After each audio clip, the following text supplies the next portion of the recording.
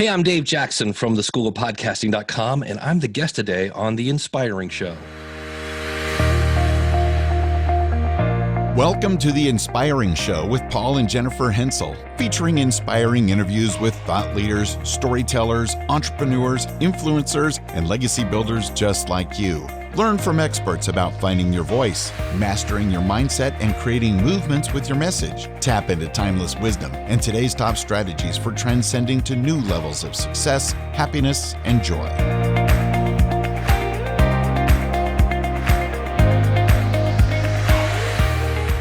Hi, everyone. I'm Jennifer Hensel. And I'm Paul Hensel. This is The Inspiring Show. We have a guest today that I am so excited and a little nervous, actually, to interview. Dave Jackson has been a mentor and teacher to me, and I've been in his community for many years. We would not have been able to start this podcast without Dave's help. Dave Jackson is a featured speaker, author, and award-winning Hall of Fame podcaster and the founder of School of Podcasting, a site with step-by-step tutorials on how to podcast. Dave has been podcasting since 2005, and he has seen a lot of things come and go. Dave helps people, brands, and companies plan, launch, grow, and monetize their podcasts. As a podcast consultant and coach, he will help you sound like $1 million without spending $1 million. That's true. He has a lot of good tips to help you do this without breaking the bank. So let's listen to this interview with Dave Jackson. Dave Jackson, thank you so much for being with us today. You've been such an inspiration to us. Thank you for being here. Oh, thanks for having me. Glad to be here. We felt overwhelmed by the whole process of putting our podcast together, and we wouldn't even have a podcast if it wasn't for you. Yep. And we didn't want to tackle this whole thing alone, and you are the go-to guy. So we're just so thrilled you're here. We've been listening to your podcast for years now, and we're finally doing our own podcast thanks to all your help and support. Oh, thank you so much. Glad to help. That puts gas in my tank. So thank you so much. Well, you're one of the pioneers of podcasting. I mean, Yep.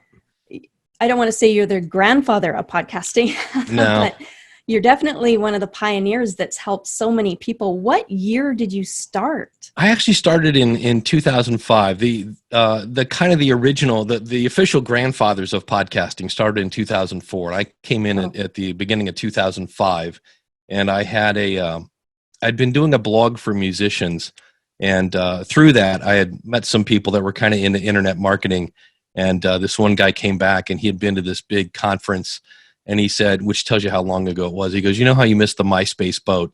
And I'm like, yeah, don't rub it in. He goes, I've seen the next big thing. And I go, "What is it?" And he goes, "Podcasting." And I go, "What's a podcasting?" And I just remember I Googled it, and there was 1.5 pages. And I was like, I think we broke the internet. I'm like, I've never seen this where you don't have pages and pages of results. And it was like, holy cow. So yeah, I kind of pieces parted one together. And about the time, though, there was this really old software called Juice. It had a big picture of a lemon on it, and I'd pieces part together an RSS feed.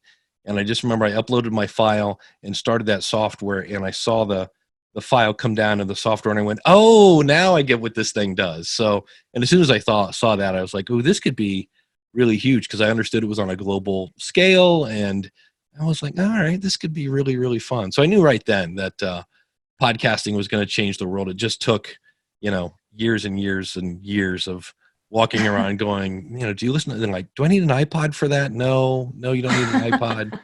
So it was a lot of fun. Well, that's great. What really changed it for you? What really made you hang in there and stick with it for so many years until, it had a popularity in 2005, 2006, around that time. And then it kind of dipped down, and then it really became popular again. I don't know. When would you say, 2010? Yeah, whenever Serial. It's been growing every year. What comes and goes is the press coverage, because it's if you look at the data every year, we have more and more listeners. It's just about every 3 or 4 years they'll here's some more press. Like, look, podcasting's the next big thing. So, but the thing that kind of cemented it for me is I was in a little itty bitty suburb of a suburb called Mogadore, Ohio. It's me and the cows in my brother's basement. And I remember I got my first piece of voicemail, and it was from a guy named Michael Van Laar from Nuremberg, Germany.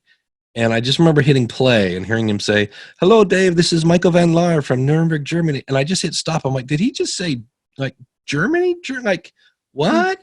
And I just kept hitting play on, and I just listened to it over, and I was like, this is so weird. I'm next to the water heater in the basement, and there's some guy on the other side of the planet that found this thing, and he likes it. And I just went, oh, this is, I'm going to, put my flag in the ground. I'm like, yeah, this is going to be cool. Cause for me, it has everything that I kind of like to do. It's kind of techie.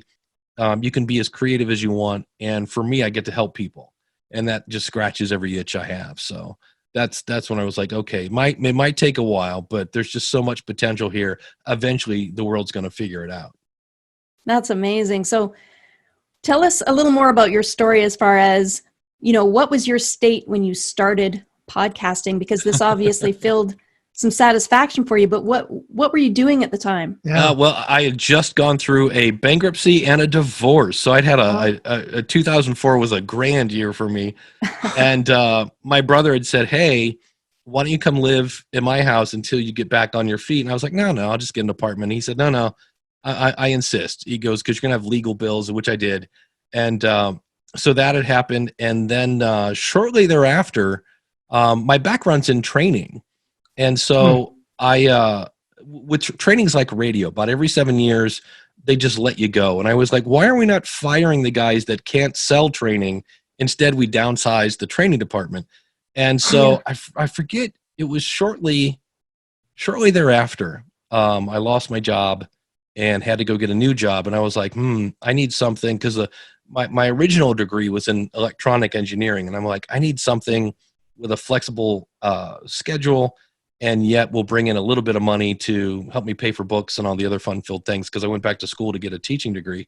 And I was like, well, they say that membership sites are going to be the next big thing, and now they're saying podcasting is going to be the next big thing. And I was like, what if I make a membership site about podcasting? And I was like, I always read about this stuff, and then I never do it. And I was like, so I'm just going to do it, and we'll see what happens. So that's how the School of Podcasting was born. Oh, brilliant. You've helped so many people. Yeah. So it was, and it was just one of those things too, again, because I just had just a horrible year. And like I said, it enabled me to help people, and that just puts a ton of gas in my tank. Did you self-teach yourself a lot through that? Yeah, because there were no resources. So, I mean, at one point I was handwriting an RSS feed, and then somebody else said, have you ever heard of WordPress? And I'm like, what's a WordPress? I was doing web designs in Dreamweaver and Microsoft Front Page. So I was kind of learning all this web stuff. And then, somebody else, and in my background, one of the things I was teaching was, like, I used to teach people how to surf the internet because they didn't know what it was. I mean, I go way back. And so what is email and things like that. So I was already teaching people how to build websites. So I kind of knew that part already. It was just a matter of, okay. And then I kind of got involved with blogging, and even that though, I remember I was using Dreamweaver. So everything was one page at a time, and you had to be in front of your computer to update anything. So memories. Yeah. So it's a lot of fun.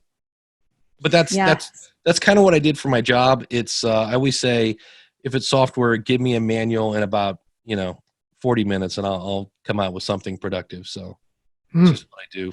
I did that for decades. Well, I know the training industry. I was an instructor also. I have my provincial instructor's diploma here where we live. That's what it's called, for instructing adults in colleges and things. And you really bring the essence of that into what you do, because you're a real pure teacher, and you're all for community. Yeah. Well, it's really was inspired by, I have at the time she was, I think, a 3-year-old niece.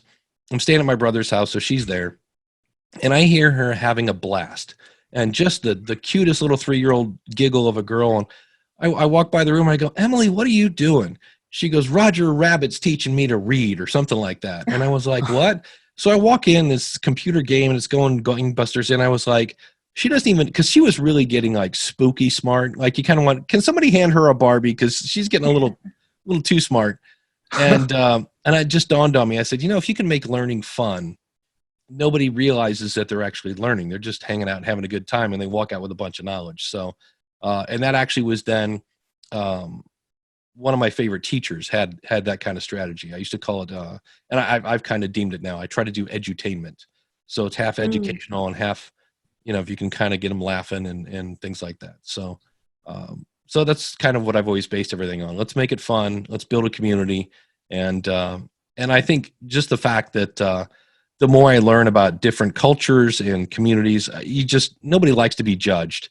And so I just wanted to build a safe place where somebody could go, okay, this is the dumbest question ever. And I'm like, nope, there are no dumb questions. What is it? And hopefully they'll ask it and I'll have an answer.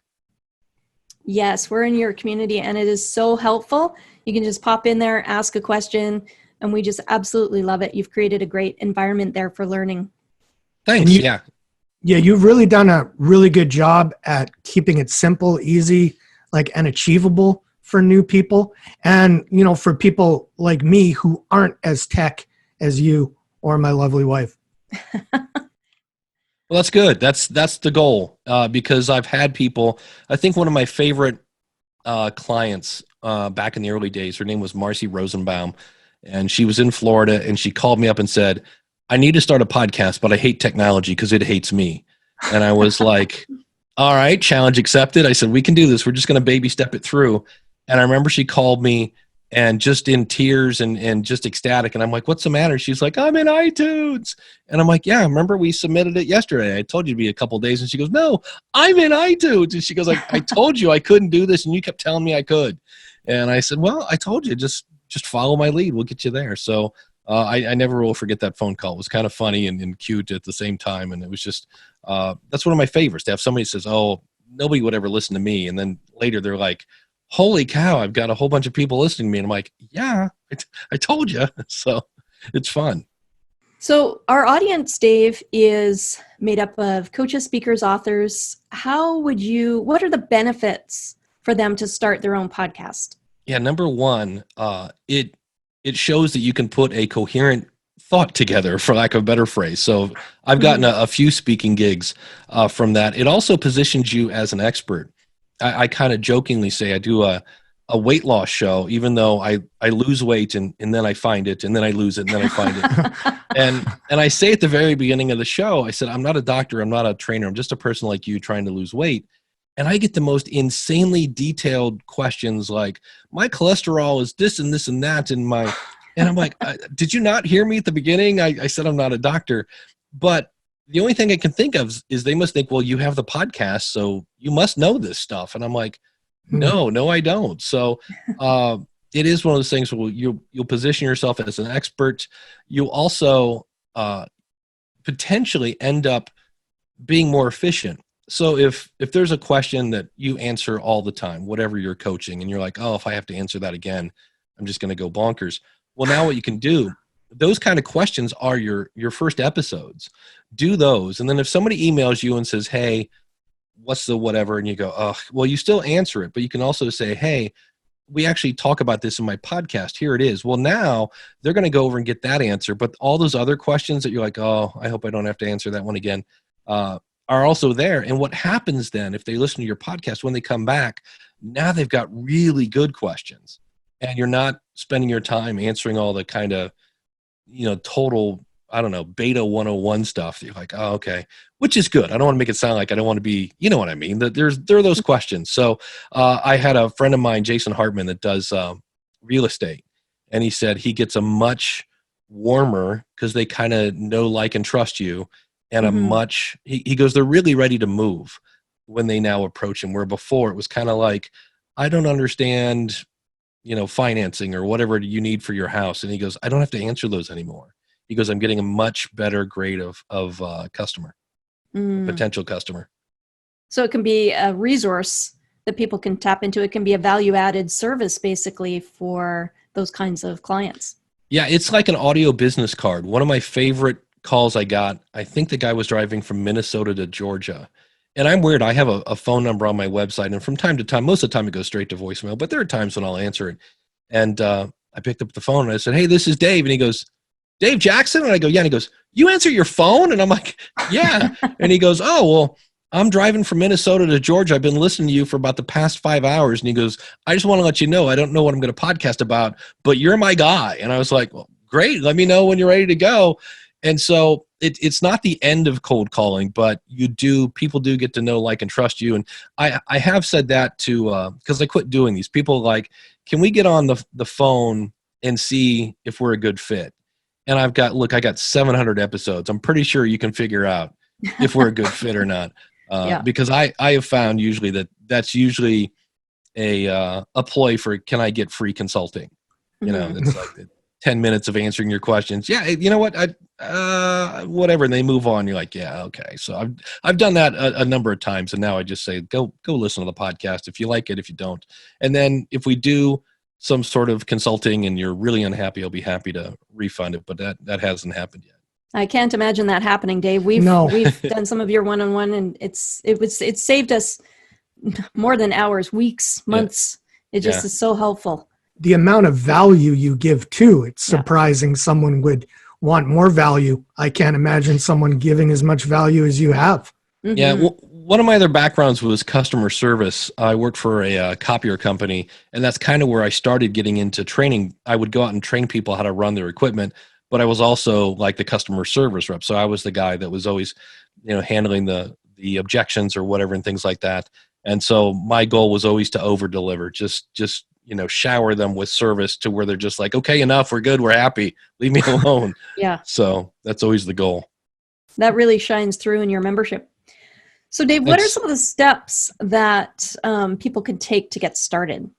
Yeah, first things first, I always say you have to know why you want to start a podcast. That's really the first one, because without your why, you're never going to make it through the how.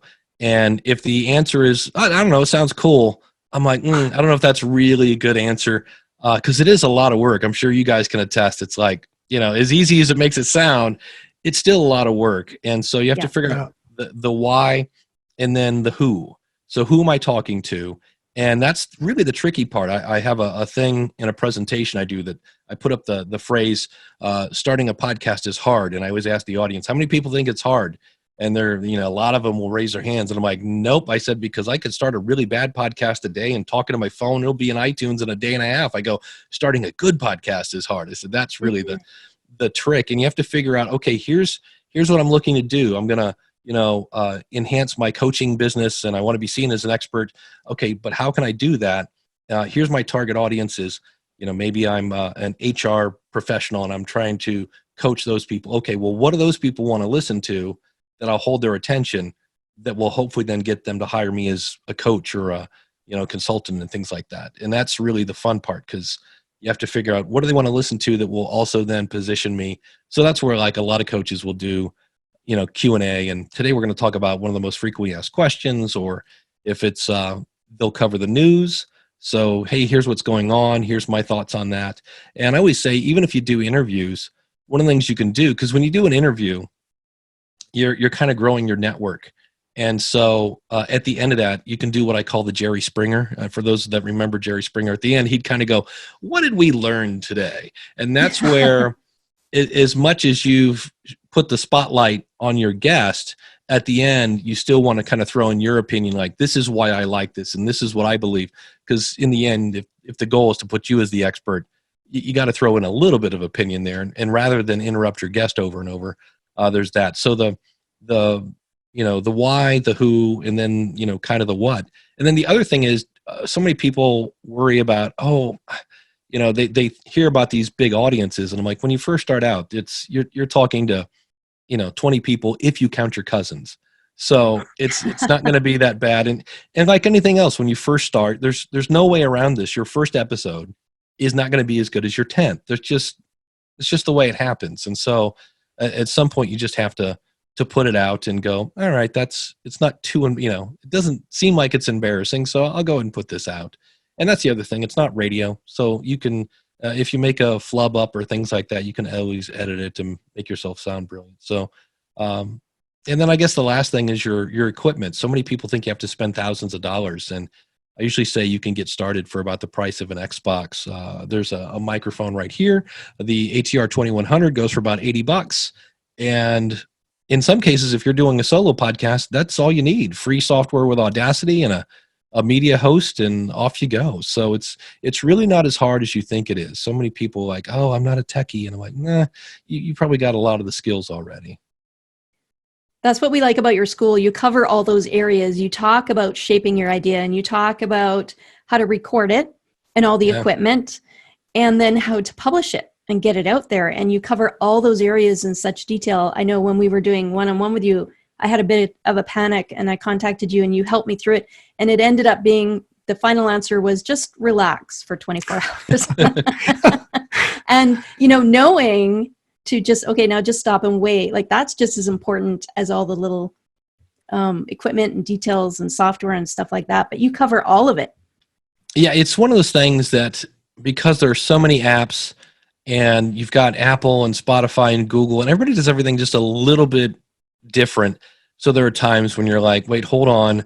And like, somebody will say, look, I see in this app, I can see my artwork, but I don't see it in Apple Podcasts. It's just nice for me to go, yeah, quit banging your head against the wall. It's never going to show up there. That's just, and they go, well, why? And I'm like, because in this case, Apple's kind of stupid. It's like they just don't do it that way, or whatever. So it's nice to kind of know all the nuances so that you don't spend a lot of time trying to do something that's just never going to work.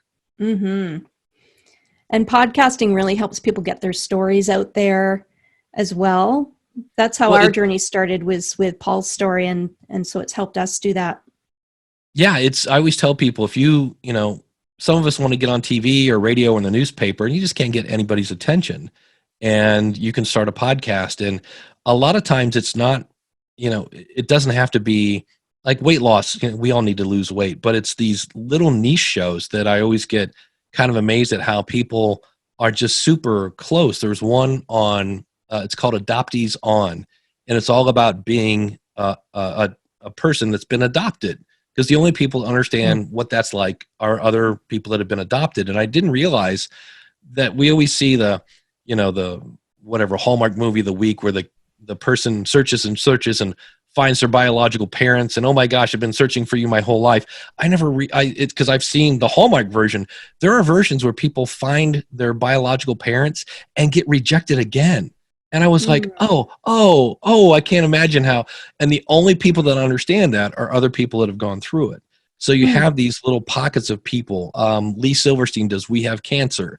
It's all about, I've seen all these different ones. I was talking at an event last week, and there's a woman that has epilepsy. And she goes, people think epileptics like don't stand too close because any minute they're just going to burst into a seizure. And she goes, there's a lot of stigma around it. And that's kind of what's holding her back. And I said, well, you could be the trailblazer to show that, all these weird stereotypes and things like that. So she's this close. It's just, that's usually what stops us. It's not the technology. It's not the budget. It's the brain that usually stops us from going, who's going to listen to me? But I think I did a pretty good pep talk. So I think she's going to be jumping in. Well, you're great at helping people get their content focused. Yeah. Because you can't be too general either. Yeah. And so you're really good at that. And so now, we talked about shaping your idea, and you help people with their content and the recording of your idea and the publishing. Tell us a little bit about the publishing, because we went with your recommendation and went with Libsyn. Mm-hmm. Tell us a little bit about that for a minute. Yeah, that's actually just a quick sidestep. I actually got a job at Libsyn after being a customer for 10 years because of my podcast. So, they were aware of me. And when the teacher thing, once again, you get laid off because, for whatever reason, the sales guys can't sell training. And I just went, I want a job in podcasting. So I called Libsyn, and luckily enough, they hired me. But I always use the analogy of radio, because most of us understand that. There are, if you're under 20, you're like, what's a radio? But most of us get that. And I always say, with radio, you have your frequency. So here I'm in Ohio, 100.7. It's a really popular station. And it doesn't matter if that's an old car stereo or an old Victrola or a boom box from the 80s. You tune that to 100.7 and you get the content. I said, well, the only difference is what used to be a signal is now this thing called an RSS feed. And in the same way, I don't need to look inside a signal because it's just a squiggly line or whatever. If you look at an RSS feed, it's just a bunch of gibberish code. But that signal, when put into a radio, translates into something you can listen to. And when you put a feed into your podcast app, then wow, all of a sudden there's text I can read and I can hit this button and something plays. So it's really not that different. It's a lot of it is just stuff you do once. So you submit your show for approval to Apple and Spotify and Google, and you just do all this once. And it's kind of like all those apps have kind of tuned into your radio station, and then it's just a matter of, okay, now that that's done, now I just got to keep making more episodes, and it's fun to just slowly watch the numbers start to grow and grow. I had working at Lips of the Day, I had somebody that was like, "There's got to be a problem," and I'm like, "What?" And they're like, "People keep like on days that I don't release an episode." Like I can see where somebody downloaded like 2 of my episodes like twice today. Like all my episodes got downloaded twice. And I go, that means somebody found your show twice and went, wow, I really like this, and downloaded every episode. I go, that's actually a really good sign. I said, because there are times when, you always have this big spike when you release an episode, but it's that if you're weekly, the other 6 days, you kind of see that taper off, but occasionally you'll see the splurge, and that's because somebody found it. And I know I've done this. I'll find a podcast. I'm like, wow, this is really good. And I'll go into the app and just say, wow, he's got another 38 episodes. And just, I use a app called Overcast, and there's a button that says all, and it says, hey, do you want to download 38 episodes? And I go, yeah, as a matter of fact, I do. And I will just binge listen to that for the next week. So, but that's the whole publishing thing, and again, that's going to cost you maybe $15, $20 a month, something like that. It's not super exorbitant to reach a global audience. If you try to put an ad in, let's say you did something for fitness and you wanted it in Shape magazine and men's fitness and women's fitness and everything else, that would rake up a fair budget, where this is, $20, $30 to reach the world. So. It's well worth it. They make it so easy too, connecting into the other directories where podcasts are listed. Yeah. And then you can see where your audience, that's always weird when you look up and see that you have people listening in some sort of Gakistan or something that you're like, some country you can't even pronounce. That's always kind of, I have nobody in Iceland yet. I noticed that way at the top of the, I'm like, well, I guess because it's whatever, 80 million below up there. There's no podcasters yet, but maybe someday. We'll see. You'd think they'd be listening though. Yeah, because there's nothing else to do. Yeah. Yeah. So who knows? So do you have any tips for marketing and monetizing? Yeah. Your podcast. Yeah. The step one that everybody forgets when it comes to monetizing is grow your audience. People like to start a podcast and then, okay, now how do I monetize this? I go, well, how many people are listening? And they go, I'm up to about 38 an episode. And I'm like, well, you need a little more than that, maybe, depending again on how niche you are. So that is step one. The number one way to make money, especially for coaches, is sell your own stuff. So if you have a book, a course, consulting, because they've got to kind of know you through your podcast. Hopefully they like you, they trust you, because some of the steps and tips you've given them actually work. And so when you say, hey, I've got a new course, I got a new book, I got whatever's coming out, that usually works really, really well. I've seen some people do really well with affiliate marketing, where I made close to $200 about a month ago. I use a tool called Text Expander, and I made a little tutorial on here's what I do. And all it is it's basically, if I type this, you type this. So if somebody asks me for my bio now, I just type in #bio and boom, here comes my bio. And I use this thing all the time.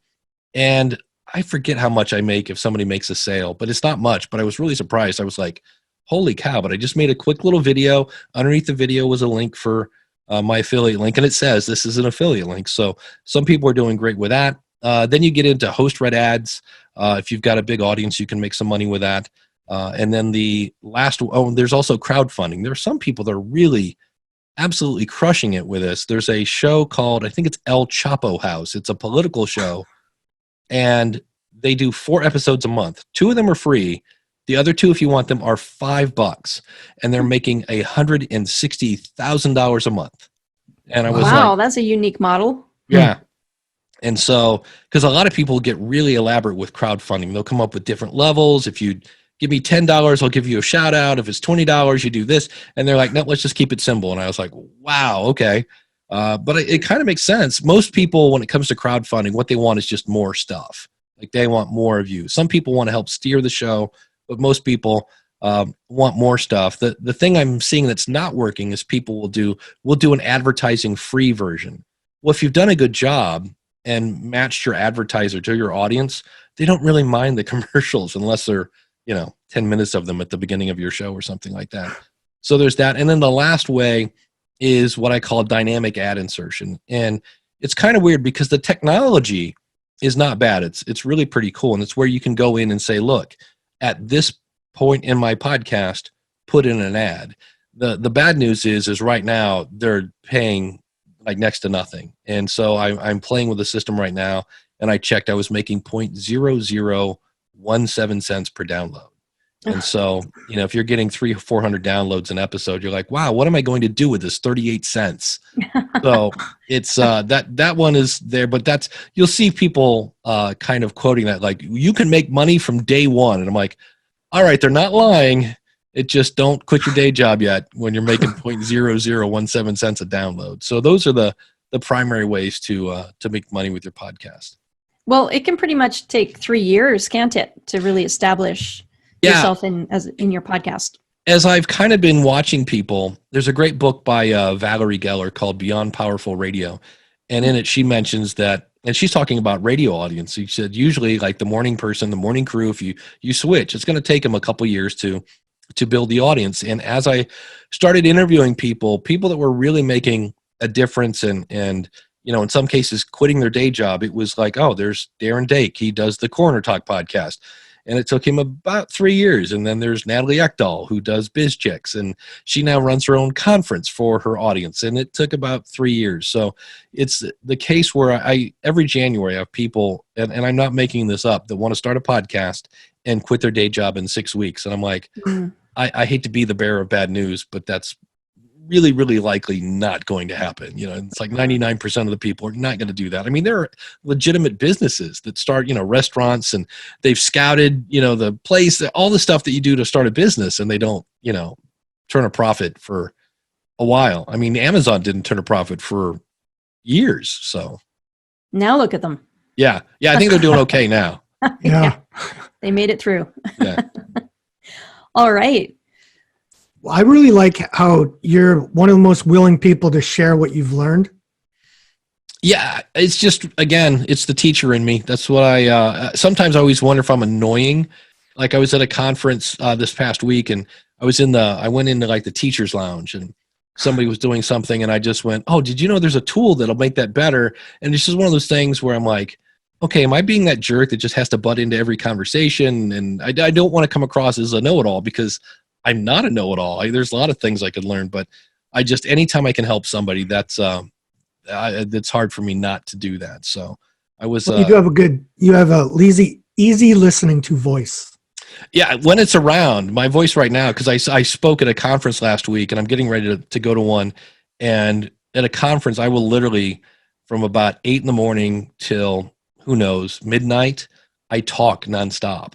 So it's always funny because in this last case, I spoke at the end of the conference, and in the middle, I just turned into like Peter Brady. I'm like, okay, today we're going to, my voice is just cracking. And I was like, what are you going to do? But it's, you do what you can and drink lots of water, and, every now and then maybe try shutting up, Dave. That might not be a bad thing to look into.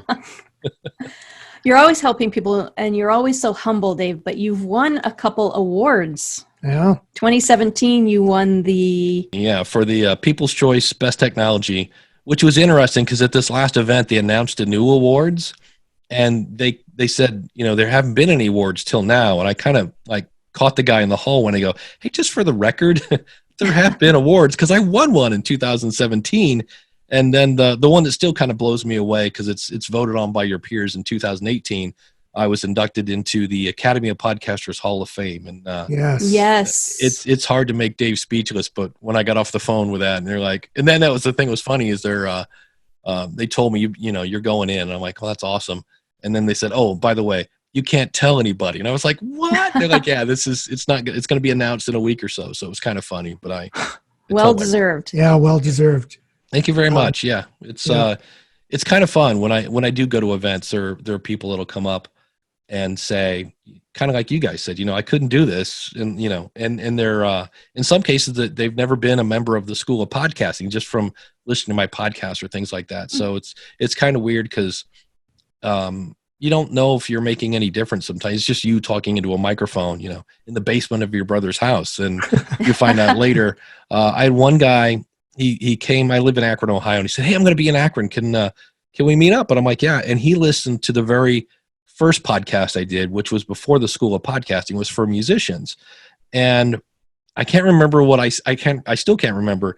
There was something I said in that about how to set up a class, or the way your attitude, or something like that. And he said, "Do you remember saying this?" And I go, "I don't remember what I had for breakfast." No, but he said it. And I was like, "Wow, did I say that? That was pretty cool." And he goes, "Yeah." And he goes, "I now teach at college." And he goes, "I start off every semester with that." And I was like, "Do you tell them to listen to my show?" I'm like, "Great, that's awesome." So, yeah, so it's always interesting. You never know who's listening. You never know what kind of impact. I always kind of joke on my weight loss show. I did an episode. I said, if you need to lose 100 pounds, that can be a little overwhelming. So don't worry about it. What if you could say, "I'm going to lose 10 pounds? What if that's the goal? In fact, let's go even better. Let's just focus on the next meal and make that one a good one." And I don't know, a couple months later, I get this email. "Hey, Dave, I did it." I'm like, "What? What'd you do?" And they're like, "I lost 100 pounds. And I was like, "What?" Wow. I was like, "Yeah, you said just lose 10 pounds 10 times. And I'm like, "Yeah." And they're like, "So I did it. Thanks so much." And I'm like, "I haven't lost any weight at all. Wow. How come it's working for you?" So, but yeah, so you never know who's listening, and it's very humbling. One of your phrases is "because of my podcast." So because of our podcast, we get to interview Dave Jackson, which is so awesome. But what would you say, because of your podcast, is the most memorable or incredible thing that's happened to you so far? It's tough because I got a job. I've been hired twice because I knew podcasting. Once I taught at a college, and then once at Libsyn. But the one that definitely made me cry is a guy had sent me an email, and he said, "Hey, I just want to let you know, I heard your podcast, and you said that sometimes having a podcast can give you a purpose."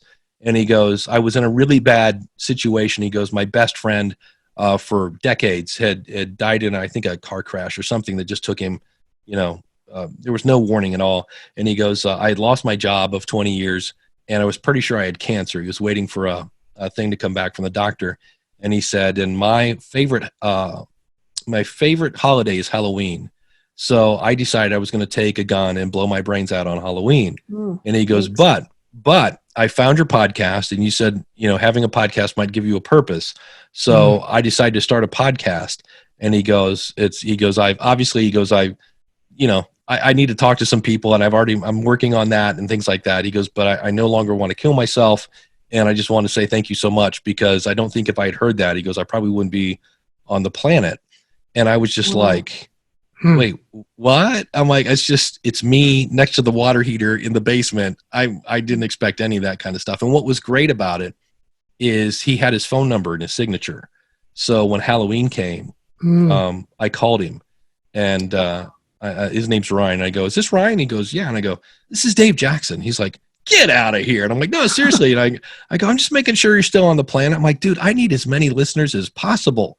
I can't." So, and Oh, wow. we're actually we're pretty good friends. So he's a great guy, and so that is something. And then I mentioned that at a conference, and I am not alone in that category. There's a friend of mine, Ken Blanchard, does a podcast called Speak Life. He's a minister.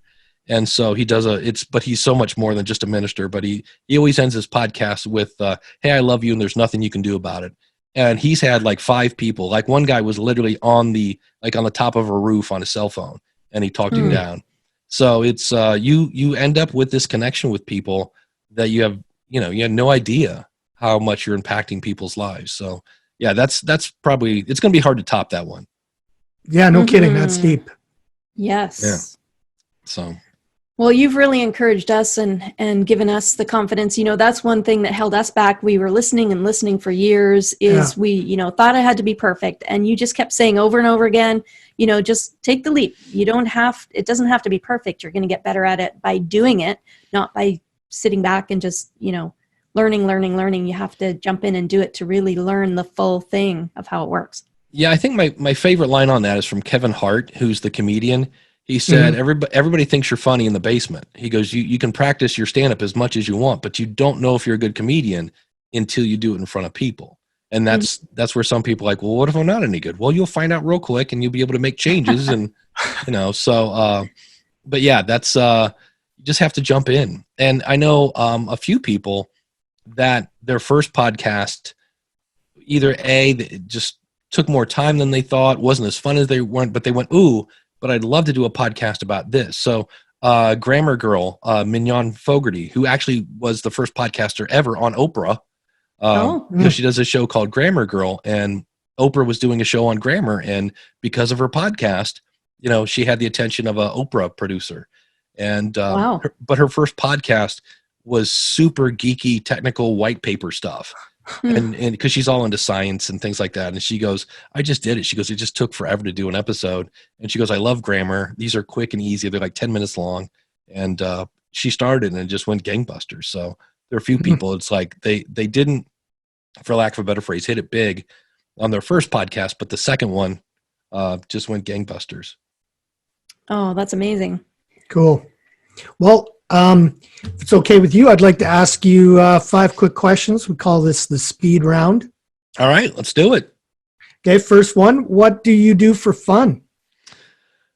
Play the guitar probably is the thing I do the most. Most of the time I would just say podcasting, and it's my biggest hobby, but my other therapy is guitar playing and riding a bike. I like to, when it's nice out here in Ohio, I get out on, there's a bunch of bike trails and just get out in nature and just kind of chill out. And those are probably the big 3.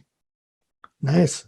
We love that too. We ride our bikes on trails around our place. Yeah. Nice. Yeah. What's your favorite quote? Favorite quote came from a high school teacher. He said, act the way you want to be, and someday you will be the way you act, which is better known as fake it till you make it. But at the time I was 16, I'd been fired from my very first ever grocery bagging job because I was just painfully shy. And he said, he goes, I can get you another job. He goes, but you're going to have to come out of the shell. He goes, you're ridiculous. And he said, you need to be like your friend. Well, my best friend was like, the David Lee Roth of high school. He's just, hey, what's going on, man? He's just super outgoing. And I was like, holy cow. And he just said, look, if you act the way you want to be, someday you will be the way you act. So yeah, I'm sure if 16-year-old Dave Jackson would hear that I, make a living talking to people on a regular basis and even just being a teacher, he'd be like, no, not going to happen. But you get there. Oh, wow. That's funny. Who's inspired you the most? Probably my college teacher. I had one, Jim Blackstock, and he was the guy that I really was like, I want to teach like that. I love his style. He came in, I was taking a course called technical report writing, which is beyond dry. It's just, it should have just been called 45 minutes of boring 5 days a week. It was just ridiculous. And he would come in and purposely blow off the first 15 minutes and just make fun of us and crack jokes and things like that and get us loosened up. He's like, all right, now let's study. And we're like, here's what we're going to do. And you'd have to write this paper. And I just, again, it was like, wait, if you can make school fun, this isn't that bad. And that's when I just went, all right. So, and what was really cool is when I graduated, they actually had a couple different pilot programs that he was working with, like leadership stuff. And he was constantly calling me back. He was my advisor. I was the editor of the student newsletter for a while. And we just got along great and we both have kind of warped senses of humor and have a good time. So yeah, he was definitely one of the biggest. Cool. What's your favorite book?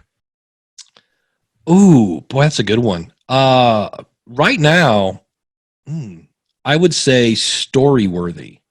It's by Matthew Dix. And it's only because I just read it a couple months ago, but I think about it all the time and the knowledge, and it's all about how to really craft a story. It's actually strategies, because there's a lot of books that say stories are really popular. You should work them into your business presentations. You're like, yeah, okay. And here's another book. Stories work really, really well. This one is like how to tell a story. And what's great is he has like 5 or 6 stories in the book that he tells. And then as you get into the book, he's like, actually, here's the truth. So like part of a great story is not including everything. There are things that you can leave out to build suspense or things like that. And it just was one of those, the minute well, first of all, I heard about him on a podcast and then bought the Kindle book. And then after that, I was like, oh, there's an Audible book. So I bought the Audible book and I highlight both crazy all the time, but that's probably my favorite book right now. I like that. I'm really into storytelling too. So Yeah, it's a good book. now, what is a really good tool or resource you could recommend? Probably the one I use, especially now that I'm traveling all the time, is Evernote. It's an app that you can just put notes in. I love it now when I go on the road. I used to come home with a big stack of receipts when I would just take pictures of the receipts, and I get home and I fire up Evernote. They're all my receipts. And I just right click, save the picture, and then off we go. And it's great for jotting down notes, because the best ideas come when you're nowhere near anything, and it's like, oh, hold on a second. So there are times that I'll just have an idea. I'm like, hold on, let me grab my phone.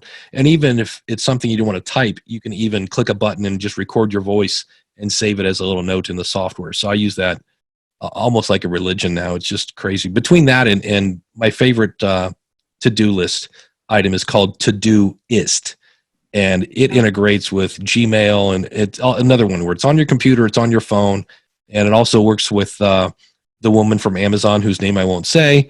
So that's a great way to keep me focused, is using between the Todoist keeps me focused on what to do next, and then Evernote has all the notes of what I should be doing with whatever that task should be.